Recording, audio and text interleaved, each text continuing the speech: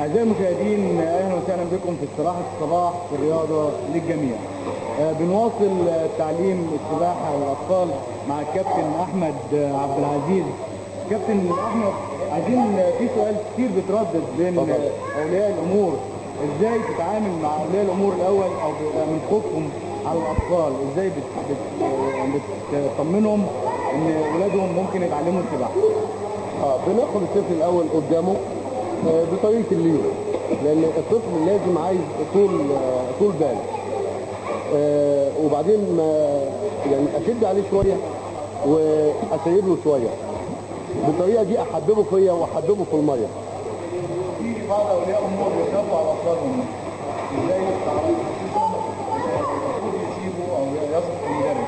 المفروض إن المدرب دائما يكون في المية مع الطفل، لأن طول ما المدرب في المية مع الطفل، الطفل هيبقى عنده الشجاعة ومش هيخاف من المية، وبالتالي أولياء الأمور هتكون مطمئنة إن المدرب مع الطفل داخل الماء.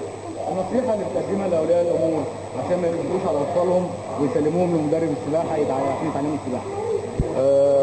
والله هو السباحة دي حاجة أساسية، والرسول عليه الصلاة والسلام قال: علموا أولادكم السباحة والرماية وركوب الخيل، صدق رسول الله.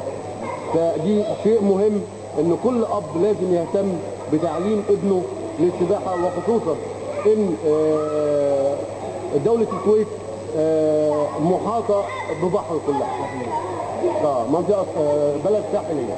كابتن أحمد، احنا شفنا مع بعض قبل كده ازاي تعليم الأطفال الطبخ، وتورينا مع بدر طبعا من الطلبة بتوعك اللي بتقول ان هم من الممتازين فوق وتعلم انواع السباحة.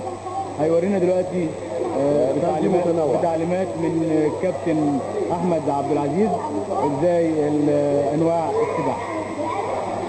اتفضل يا كابتن. يلا هتنزل فراشة الاول. اوكي يلا.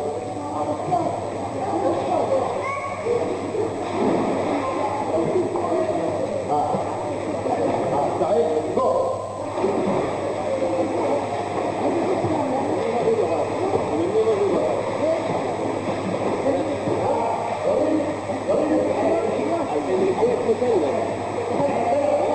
على ضرب واحد كده.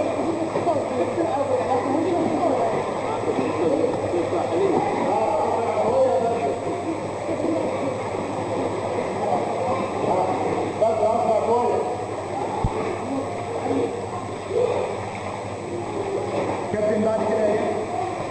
بعد كده اتفضل.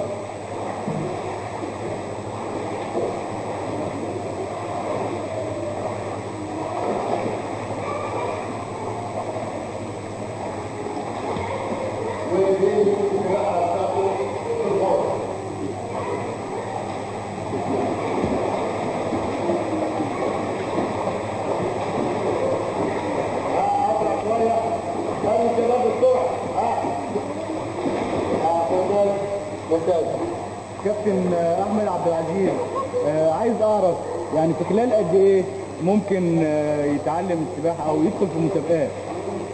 تعلم السباحه عرفناها. اوكي. ممكن يخش مسابقات خلال 6 شهور، 6 شهور، 5، يعني من 6 لسنه تقريبا. من 6 شهور لسنه. تدريبات، يدخل مسابقات. ده ملهاش علاقه بالغطس؟